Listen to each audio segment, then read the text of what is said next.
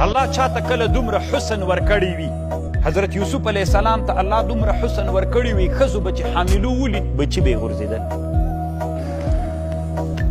او مصعب ابن عمیر رضی الله عنه یو صحابي و د زبیر ابن العوام ورور علامه ابن القیم وی دومره حسن الله ورکړی و دومره حسن الله ورکړی وی چې حایزې هغه ښځې به چې د ایاس مرتبې ته رسېدلې وي کله چې ښځه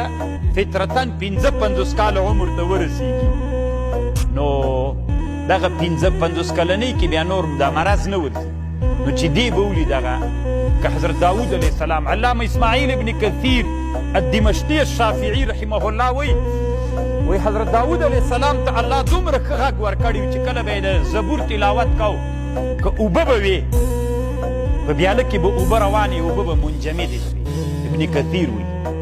د ده د هغه ته به دا اوبه به داسې منجمدې سو یو په بل به رااوښتلې د انجماد حالت به یې غوره که دومره خوند به یې ورکاو که مرغان به پاس په هوا تېرېدل